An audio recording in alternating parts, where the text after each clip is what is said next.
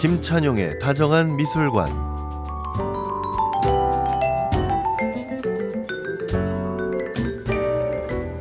미술관에 깃든 사람과 풍경 또 예술에 대한 이야기 들려드립니다. 다정한 미술관 함께 가보시죠. 오늘도 김찬용 도스트님 함께합니다. 어서 오세요. 안녕하세요. 반갑습니다.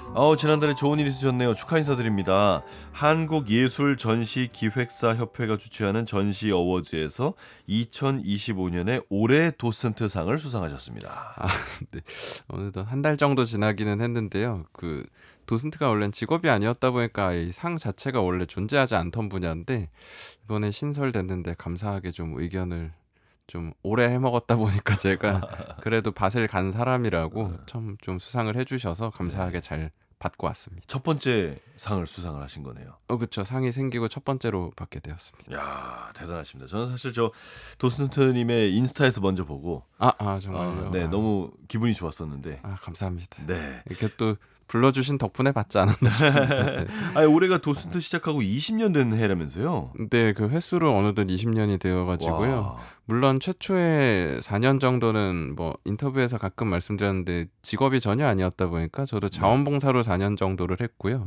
그 이후에는 이제 저 혼자 직업이라고 선언하고 돌아다녔던 거여서 실질적으로 보수가 생긴 지는 뭐 한 10년, 11년 정도 된 것 같습니다. 정말 없는 자리를 개척해내신 거예요. 네, 그래서 가끔 몇몇 논문에선 저를 이 직업 창직자로 소개해주기는 해가지고. 우리나라에서는 전 그렇다고 생각합니다. 네, 뭐 이렇게 해외에선 보통 도슨트라고 안 부르고 가이드 이렇게 많이 부르다 보니까 네네. 네, 그냥 말씀드린 농부처럼 밭을 간 사람으로 많이 소개되고 있습니다. 자, 2026년도에도 맹활약해 주시길 기대하면서요. 오늘은 어디로 갈까요? 오늘은 보시면 괜찮을 만한 전시가 하나 있어가지고 지금 노원 아트 뮤지엄에서 진행이 되고 있는 인상파 찬란한 순간들이란 전시가 지금 5월 31일까지 진행이 되기 때문에 뭐 기간도 꽤 여유가 있기도 하고요. 인상파는 워낙 또 국내에서 좋아하시는 장르이기도 해서 직접 가서 좀 만나보시면 괜찮을 것 같습니다. 인상파는 제일 뭐랄까 편하게 접할 수 있고 좋아하는 사람도 많고 그렇잖아요. 네네. 근데 노원 아트 뮤지엄이라는 공간도 좀 낯설긴 합니다. 이건 어디인가요? 당연히 노원구에 있겠죠? 맞습니다. 여기가 노원 예술문화회관 속에 있는 미술관이라고 생각하시면 될 것 같고요. 여기가 이제 지역의 미술 활성화를 위해서 리모델링을 거쳐서 작년에 이제 딱 개관한 공간이어서 작년에 이제 뉴욕 거장들 해가지고 첫 정시 열린 다음에 이번에 두 번째 전시여가지고 이제 갓 1년 된 신상 미술관에 해당한다라고 봐주시면 좋을 것 같습니다. 근데 두 번에 1년밖에 안 됐는데도 정말 어마어마한 전시가 연달아 이어지네요.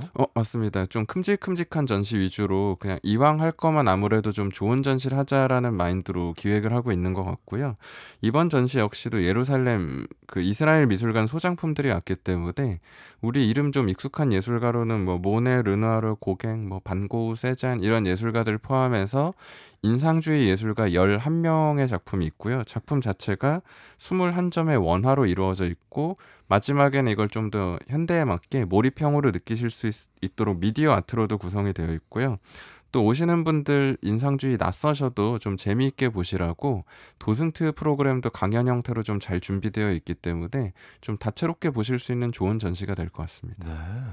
아예 부제가 모네, 르누아르, 반고우 그리고 세잔이군요. 맞습니다. 네. 인상파에 대해서 간단하게 설명 좀 해주시죠. 네, 저희가 예전에 간단히는 언제를 하긴 했었지만 인상주의 하면은 국내에서 제일 익숙한 장르이시긴 할 것 같거든요.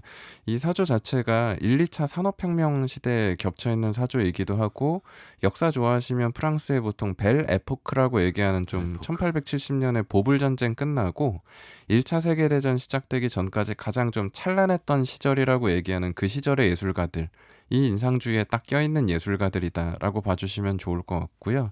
보통 야외로 나가가지고 강렬한 그 풍경들을 그 빛의 중심으로 된 경험하는 풍경들을 에너지 넘치는 색채나 자기들만의 이런 표현들을 통해서 생동감 넘치게 표현했었던 게 인상주의, 인상파 화가들이라고 생각해 주시면 좋을 것 같습니다. 네. 아, 베레포크하고 인상파가 같은 시기인 거군요. 네. 그 인상파 첫 전시가 이루어졌던 타이밍이 인제 그 1870년대 초거든요. 네네. 1872년일 겁니다, 아마. 네. 근데 그 보불 전쟁이 1870년에 또 있었다 보니까 그 직후에 딱 이제 시작돼 가지고 전쟁 직전까지 한창 좀 활성화됐었던 장르가 인상주의다라고 봐 주시면 좋을 것 오. 같습니다. 자, 이번 전시 인상파 찬란한 순간들에서 11명의 작품을 볼 수 있다고 하셨는데 그중에 어떤 작가를 소개해 주실 겁니까? 아무래도 아까 말씀해 주신 것처럼 전시의 부제 자체가 모네, 르누아르, 반 고흐 그리고 세잔 이렇게 되어 있기 때문에 그중 앞에 좀 거론되는 인상파에서 후기 인상주의를 좀 아우르는 모네, 르누아르 그리고 반 고흐를 만나보면 좀 괜찮을 것 같습니다. 좋습니다. 같은 인상파 화가로 분류되지만 사실 자기들끼리 우리는 인상파야 이런 건 아니잖아요. 이제 우리 맞습니다. 후대가 보고서는 대충 이렇게 묶어서 인상파라고 부르는 거지 않습니까? 맞습니다. 그래서 사람들이 자기들끼리는 비슷하다고 생각도 안 했을 것 같고 뭔가 각자의 개성이 되게 뚜렷했을 것 같아요. 맞습니다. 사실 본인들이 이 이름을 정의했다기보다는 당대에 처음에 인상파란 이름도 르이 르로이라는 비평가가 이제 비꼬는 과정에서 당신 그림 그러니까 뭐 원래 모네 그림을 메인으로 비평했지만 당신네들 그림은 진짜 인상밖에 없는 벽지보다도 완성도가 떨어지는 그림이다라고 비꼬는 데서 사용된 그 임프레션이란 단어 때문에 임프레셔니스트에서 인상주의자라고 분류가 되긴 했는데요. 그 이후에 이게 이제 하나의 시류가 되어버리고 오히려 주류 예술이 되어버린 이후부터는 또 다른 후배들은 이걸 좀 더 진보적으로 계승하겠다고 과학적으로 연구한 사람들이 이제 신인상주의 이렇게 이름이 붙게 돼가지고 앞에 신 혹은 네오가 붙는 경우에는 이제 영향받은 계승자로 보시면 될 것 같고요. 후기라고 해서 포스트가 붙는 이제 인상주의자들은 영향은 받았으나 우리는 계승자가 아니라 그걸 통해서 새로움을 추구한다라고 아. 도전했었던 사람들이 이제 앞에 후기가 붙는 사람들이라고 분류해서 봐주시면 될 것 같고요. 그 중에 모네라는 예술가는 아예 그냥 원조격에 해당하는 약간 그쵸. 원조 맛집에 해당하는 인상주의 자체의 시작이자 뭐 완성이다라고 평가받는 화가로 보실 수 있을 것 같습니다. 그래서 저희도 이름은 압니다. 네. 모네. 네네네. 어떤 분입니까? 모네 하면은 말씀드린 인상파에 있어서는 상징적인 리더격의 예술가라고 봐주시면 좋을 것 같고요. 네네. 이 예술가의 특성은 산업혁명 시대에 이제 기술도 발전하고 해가지고 물감이 지금 우리 쓰는 것처럼 튜브 물감으로 치약처럼 만들어지기 시작하다 보니까 그 전에는 막 돌가루하고 사서 알료 갈아서 화실에서 직접 만들어 쓰던 화가들이 야외에 나가서 그림 그리기 되게 좋은 환경이 됐었던 거고요.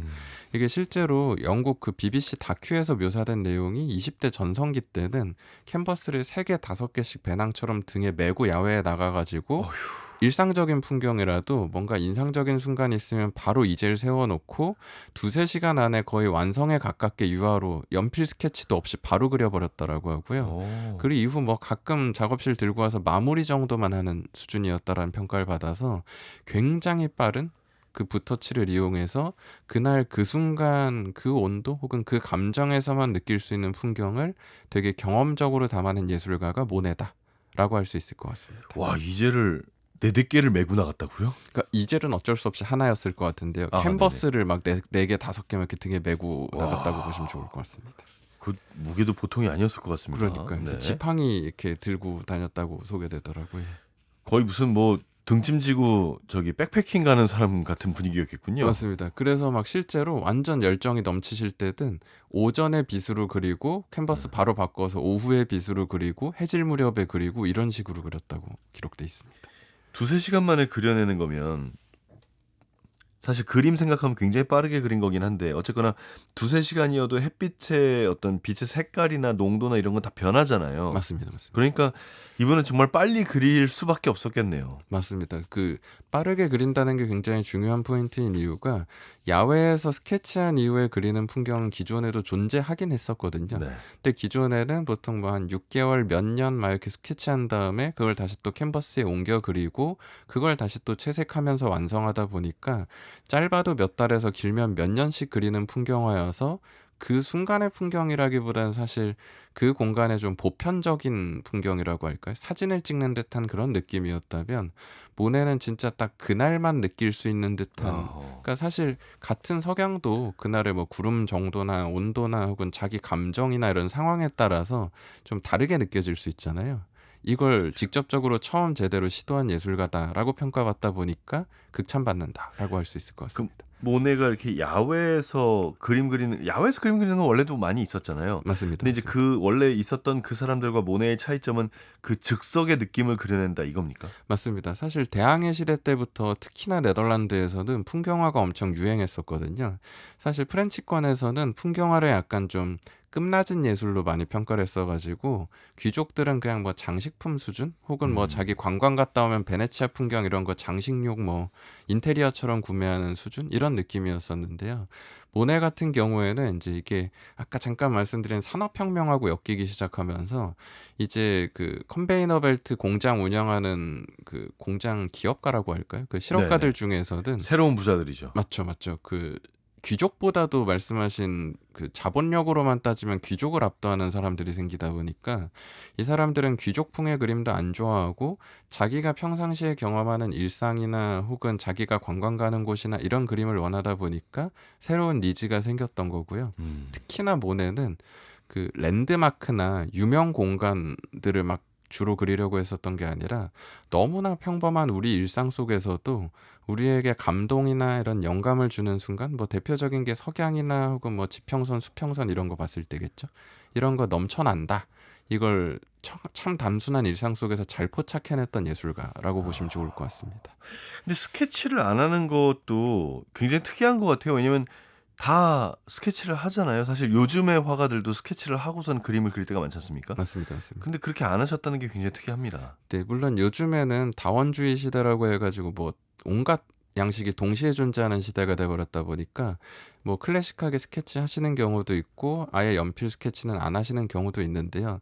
모네 같은 경우에는 연필이나 이런 목탄 같은 걸 사용하지 않고 그냥 그 순간에 빨리 그려야 되다 보니까 조색 능력이 뛰어났다고 예상되고 있어서요. 음. 최대한 빠르게 자기 눈에 느껴지는 색을 물감 섞어서 만든 다음에 연필 같은 흑백 매체로 위치 같은 걸 잡는 게 아니라 바로 물감부터 이제 붓으로 막 쳐올리면서 대략적인 이제 석양 위치 잡고 뭐 지푸라기나 막 건물 물 위치 잡고 이런 식으로 그리다 보니까 디테일이 없었던 거죠. 뭐 이파리도 안 아. 그리고 창문도 안 그리고 이런 식이어서 당대 입장에서는 아니 뭔 그리다만 미완성 가지고 왔어 이런 느낌이었지만 지금 우리 아. 눈에서는 와 확실히 진짜 햇살 좋은 날 혹은 수면에 윤슬이 되게 아름답게 반짝이는 날 저런 느낌 들 때 있지 하면서 훨씬 생동감 있게 공감하는 그림을 그려낸 사람입니다.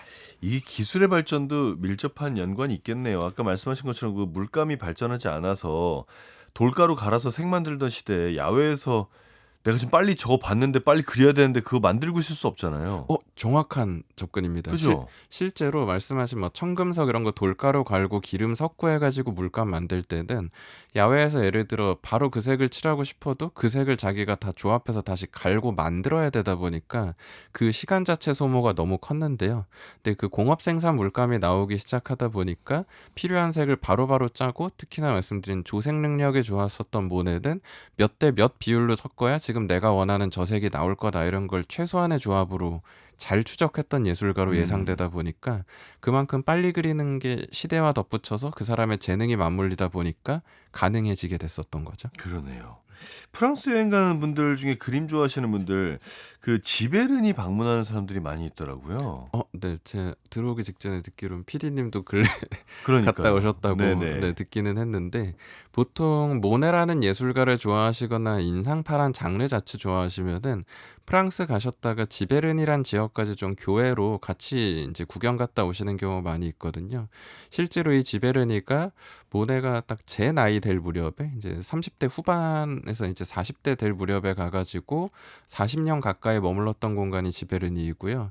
여기가 크지 않은 마을인데 그만큼 당시에 집 구하기에 좀 상대적인 집값도 좀 더 싸고 하다 보니까 좀 큰 집을 구해놓고 앞에 정원 가꾸면서 그 정원 풍경 위주로 그렸는데 여기가 지금은 그의 약간 삶의 흔적과 영감의 흔적을 볼 수 있는 관광지가 돼서 실제로 가시면 사실 한국 관광객도 많지만 일본 관광객 진짜 많은 공간으로 아. 유명합니다. 일본이 모네를 좋아하나요? 네, 일본이 그리고 그 버블 경제 시절에 모네하고 반고흐 작품을 엄청 많이 수집해 놔가지고 아. 자기네가 가지고 있는 작품들이 국공립미술관에 많다 보니까 모네 전시도 많고 팬들도 좀 많은 것 같긴 합니다.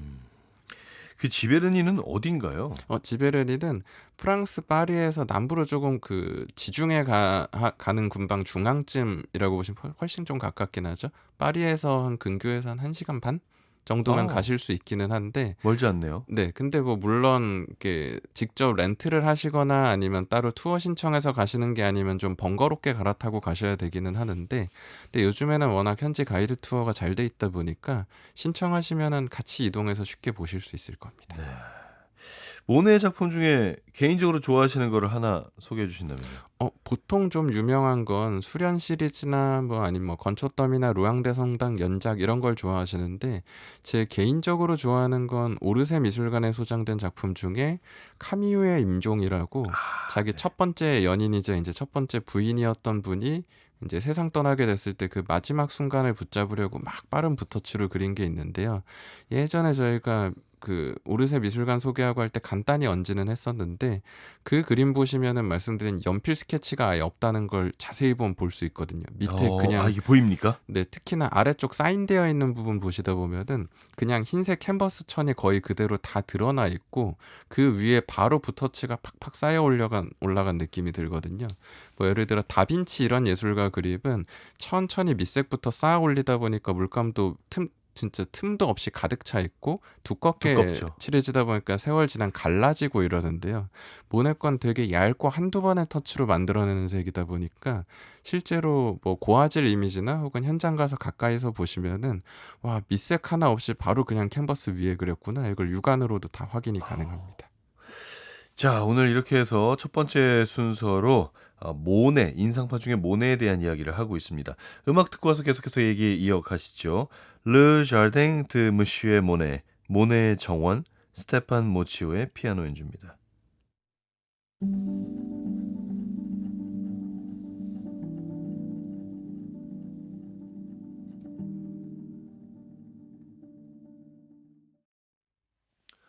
르 자르댕 드 무슈 모네, 모네의 정원, 스테판 모치오의 피아노 연주를 함께 감상하셨습니다. 국악방송 한석준의 문화시대, 김찬용의 다정한 미술관 코너 함께하고 계시고요. 오늘은 인상파 화가인 모네, 르누아르, 반고 이야기 나눕니다. 지금 유튜브에서 한석준의 문화시대 검색하셨어요. 보이는 라디오 함께해 주세요. 인상파의 대표적 화가인 모네를 살펴봤고요. 이번엔 르누아르 얘기를 한번 해볼게요. 르누아르는 별명이 아주 매력적이네요. 행복의 화가. 네네, 맞습니다. 실제로 이게 본인이 남긴 말이 네. 그림은 즐겁고 경쾌하고 예뻐야 한다. 음. 현실에는 이미 불쾌한 것이 너무 많으니까 그림까지 그렇게 만들 필요는 없다라고 이야기를 할 정도로, 르누아르 그림은 보통 보면은 기분 좋아지고 미소 짓게 된다라고 얘기할 정도로 보통 별명이 두 개가 많이 소개되긴 하거든요. 행복의 화가 아니면 여인의 화가 이런 식으로 소개돼서 행복한 사람들, 그 중에서도 좀 행복한 여성들의 모습을 굉장히 많이 그렸던 화가가 르누아르로 알려져 있고요.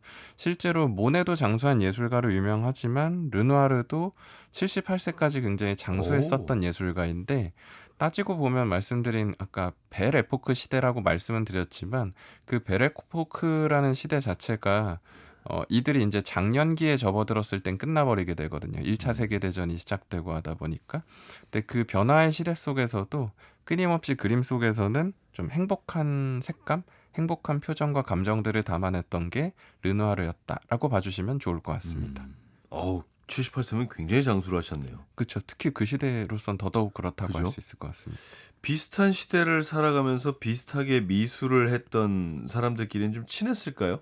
모네랑은 나이 차이도 안 나지 않습니까? 맞습니다. 실제로 모네가 1840년생이고 르누아르가 아마 1841년생일 거여가지고 둘이 한 살 차이 나는 거로 알고 네. 있거든요. 네. 그래서 실제로 그 샤를 글레르라고 요즘으로 따지면은 약간 명문대학교 보내주는 일타 강사? 같은 예. 분이라고 생각하시면 되는 그 파리에서 잘 가르치는 선생님 밑에 들어갔다가 둘이 이제 만나게 됐었던 거고요.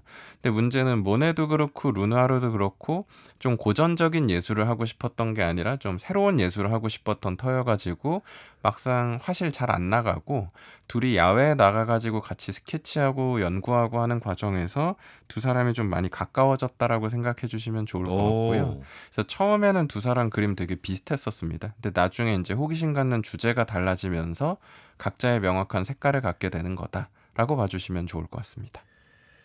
그러니까 일타 강사 학원에서 만났는데 둘이 수능은 안 보고 나가서 진리를 탐구하고 돌아다닌 거군요. 맞습니다. 그 수능 문제로는 뭐 예를 들어 수학으로 치면은 수능 수학으로는 진짜 수학에 도달할 수 없어. 막 이러면서 이제 야외에 나가가지고 자기들끼리 뭐 수학 연구하는 약간 그런 느낌이었다라고 봐주시면 좋을 것 같습니다. 재밌네요. 지금 국내에 르누아르 작품 많이 들어와 있다면서요? 근데 사실 작년 연말 시즌부터 해가지고 얼마 전에 끝난 전시이긴 하지만 예술의 전당의 오랑주리 오르세 특별전에도 포스터의 메인 작품으로 들어갈 정도로 르누아르 작품이 소개됐었고요.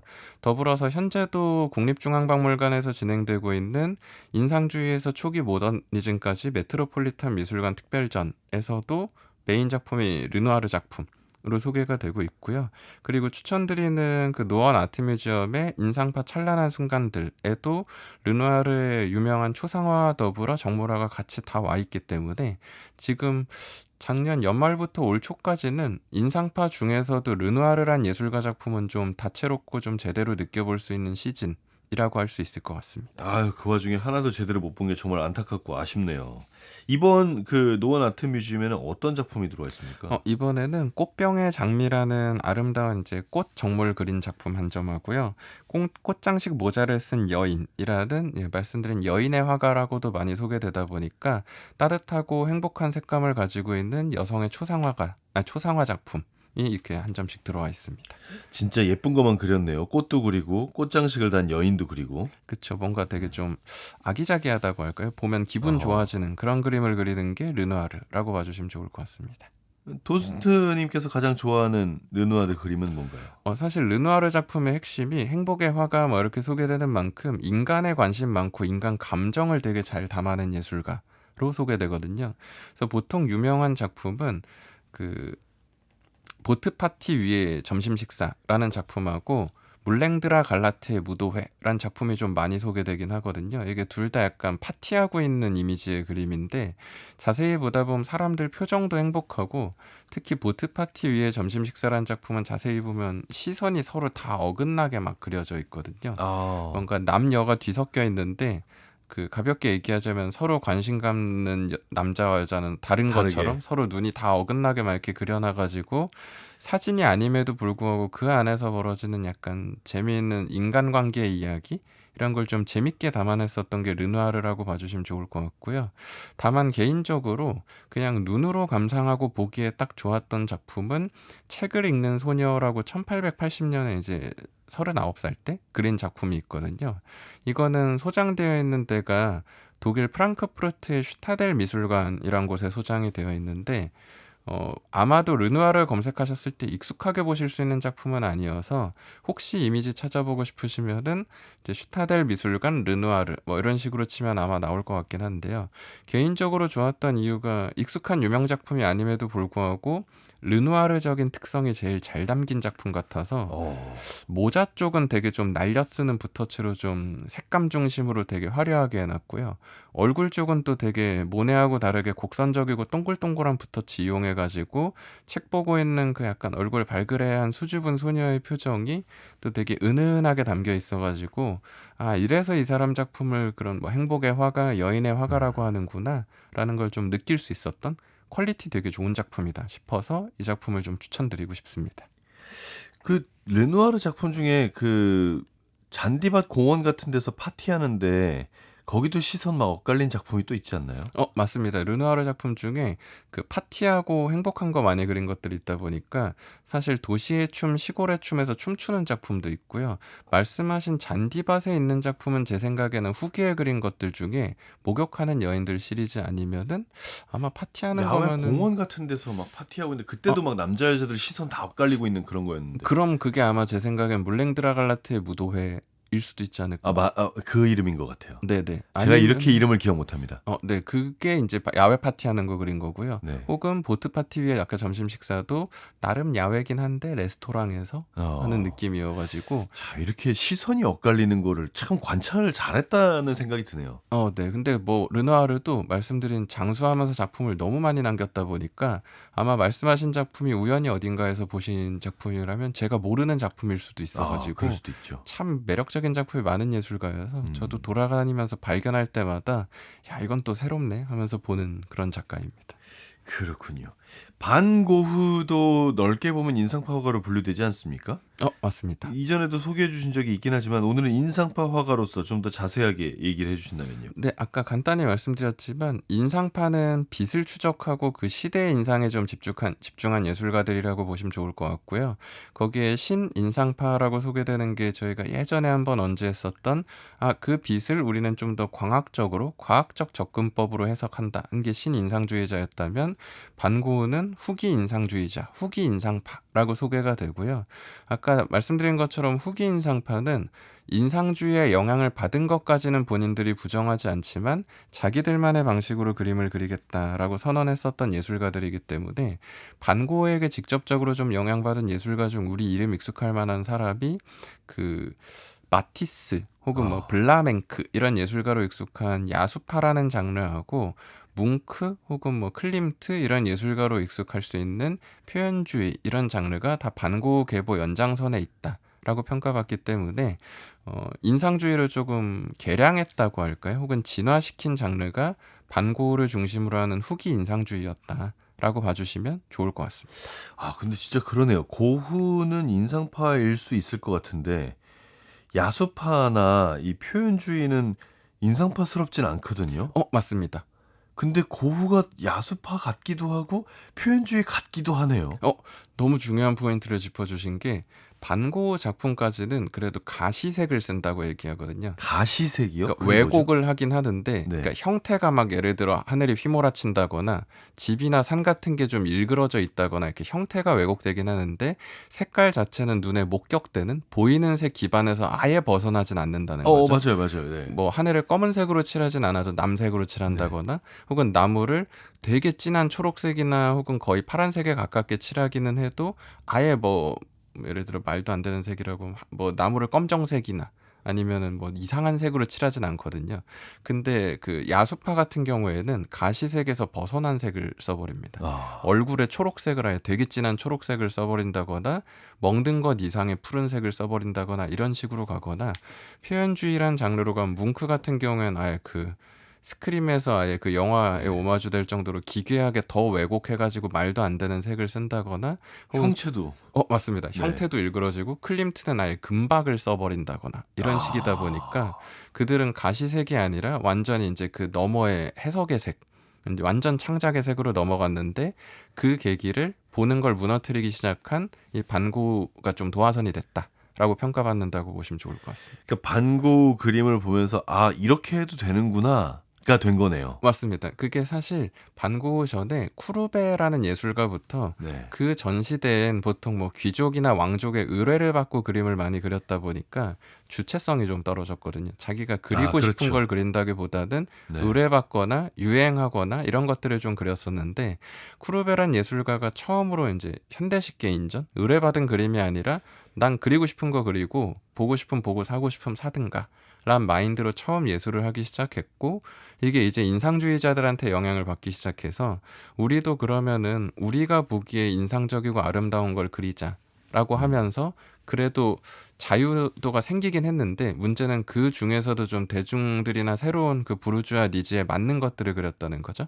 근데 반고흐는 아마 사연 많이 아시는 것처럼 살아생전 작품 한 점밖에 공식적으로 그마저도 동료가 사줬을 정도로 이제는 유행이고 니즈고 이런 것도 필요 없고 그냥 자기에게 행복을 준다고 할까요? 혹은 자기가 꼭 영감을 받아서 그리고 싶다라는 순간들을 막 자유롭게 그리기 시작했는데 이게 후배들에게 엄청난 도화선과 영감을 주기 시작하면서 이제 예술가는 어딘가에 얽매이지 않고 완전 주체적인 창작 의지를 가지고 세상을 해석해도 된다라는 도화선이 됐다라고 봐주시면 좋을 것 같습니다. 이 후대에 영향을 끼쳤다는 점에 있어서는 반고흐가 굉장히 크네요. 역할이. 그렇죠. 그 색채 표현에 있어서는 반고흐, 고갱 이 시기에 함께 활동한 예술가들이 굉장히 컸다라는 평가를 받기 때문에 반고흐란 예술가가 지금 우리 시대에 와가지고 이렇게까지 극찬받는 결정적인 이유가 국내에서는 이렇게 영화나 다큐, 책 이런 게 익숙해서 되게 그 힘든 삶 속에서도 뭐 포기하지 않고 그림을 그렸대 이런 약간 인간적인 면모에 더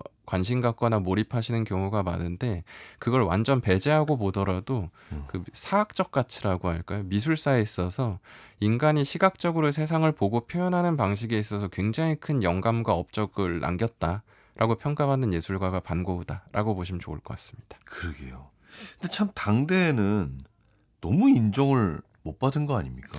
맞습니다. 실제로 뭐 말씀드린 살아생전 공식적으로는 한 점밖에 네. 작품을 못 팔기도 했고 본인 스스로도 열정적이긴 했지만 늘 그런 어찌 보면 실패한 화가처럼 살아야 되는 걸 그 동생인 테오라는 사람한테 늘 되게 미안해 하면서도 또 의지하고 했었던 화가로 유명하거든요.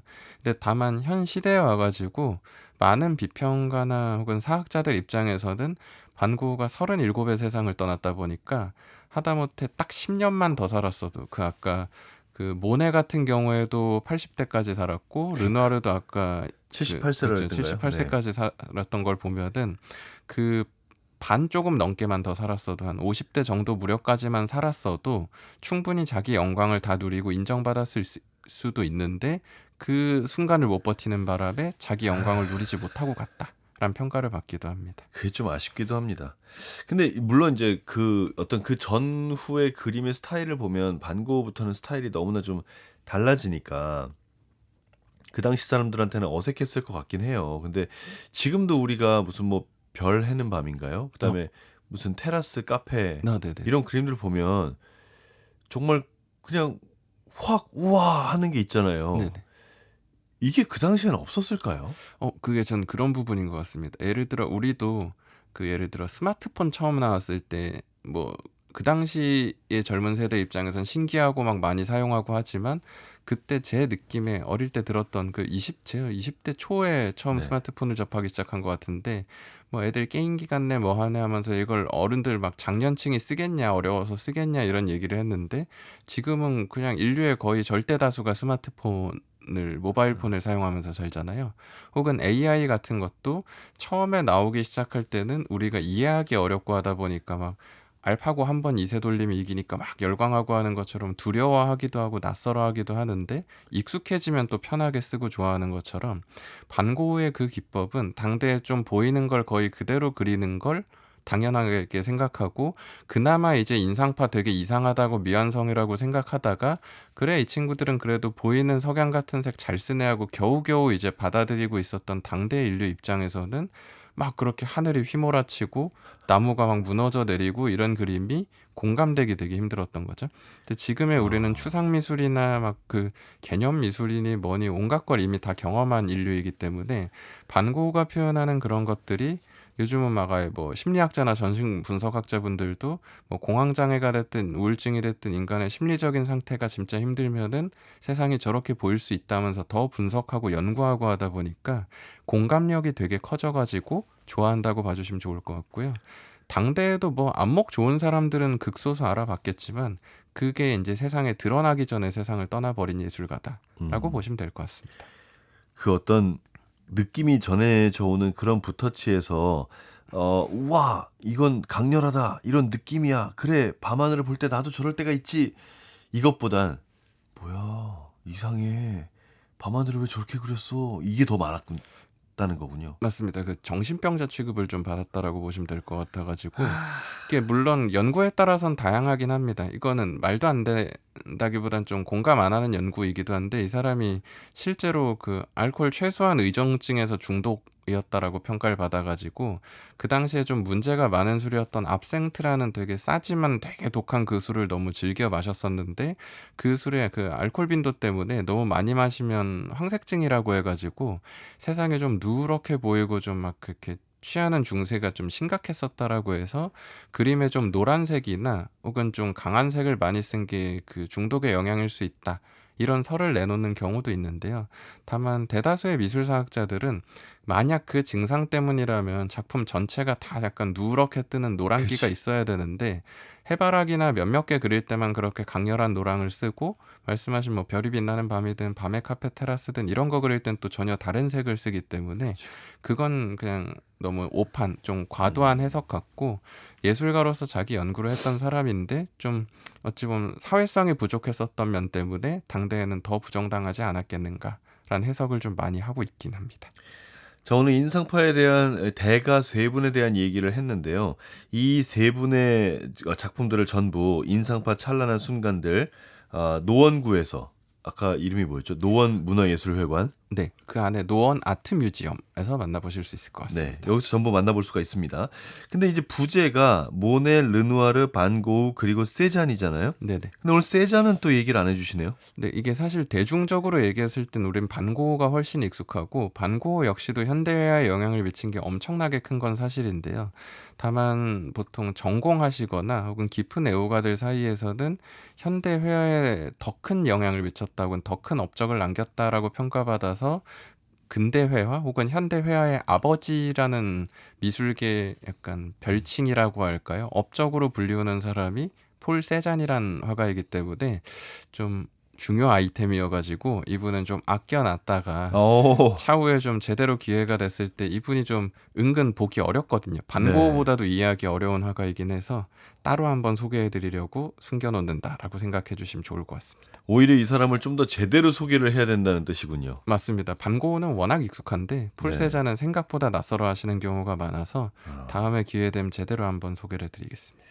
이번이 이제 전시 작품 개수는 좀 적다고 하셨고 그 대신 미디어 아트가 잘 해놨다. 그다음 도슨트 프로그램이 있다라고 하셨는데 이 도슨트 프로그램은 뭐 어떻게 진행이 됩니까? 조금 특이한 게 공간을 좀 효율적으로 쓰고 안전하게 보실 수 있게 유지하려고 이 공간은 10시 반하고 제 기억에 오후에 한번 있을 겁니다. 네네. 오후 3시에 10시 반하고 3시에 도슨트가 운영되는데 내부에서 돌아다니면서 들으시는 도슨트가 아니고요. 강연장으로 이동을 하셔가지고 강연장에서 아예 강의 형태로 도슨트를 아. 들으신 이후에 네. 들어가서 직접 보는 프로그램이기 때문에 오히려 이동 시간을 아껴서 그만큼 좀 더 양질의 작가나 미술사 정보를 전달하는 형태로 구성되어 있다고 해서요. 혹시라도 인상파가 낯설거나 작가들이 낯설어도 좋은 그런 프로그램들이 준비되어 있는 만큼 좀 더 효율적이라고 할까요? 편안하게 전시 즐기시기에도 잘 구성되어 있는 전시다, 공간이다 라고 생각해 주셔도 좋을 것 같습니다. 이렇게 강연처럼 집중해서 들으면 또 다르겠죠, 배우는 게. 네, 이게 사실 인원이 적게 방문하는 미술관은 현장에서 같이 이동하시면서 들으시는 게 좀 더 생동감 있을 수도 있는데요. 근데 이게 막 한 50명만 참여자가 넘어가기 시작해도 뒤쪽에 뭐 안 보이기도 안 보이고 잘 안 들리기도 하고 좀 위험한 경우도 많고 하다 보니까 요즘 국내에서는 좀 더 안전한 환경에서 제대로 느끼고 공감하실 수 있게 만들려고 이런 강연과 같은 형태의 도슨트 프로그램도 좀 늘어나고 있다라고 어, 분위기로 좀 봐주시면 좋을 것 같습니다. 그렇군요. 참여하십니까? 아쉽게 저는 여기 제가 사실 노원 바로 옆 도봉에 살고 있는데 아, 네. 불러주면 출퇴근 꿀이다라고 생각했는데 아쉽게 의뢰가 오지 않아가지고 아, 그래요? 네, 전 좀 멀찌감치 출근을 하면서 살고 있습니다. 아, 그건 좀 안타까운 일이네요. 네, 근데 그럼에도 꼭 한번 보시길 추천드립니다. 네. 일단 제목만 봐도 인상파 찬란한 순간들의 모네, 르누아르, 반고우 그리고 세잔. 제목만 봐도 이번 거를 한번 보고 나면 뭔가 이 미술을 좋아하는 사람들과 얘기할 때도 얘기할 거리가 굉장히 많은 그런 상식의 수준이 좀 올라갈 것 같다는 생각이 듭니다. 네, 맞습니다. 인상파를 제대로 느끼시기에는 분명 한 번쯤 보셔도 좋을 전시일 겁니다. 알겠습니다. 자, 한석준의 문화시대 김찬용의 다정한 미술관. 오늘은 인상파 화가인 모네, 르누아르 그리고 반고우까지 살펴봤습니다. 오늘 말씀 감사합니다. 감사합니다.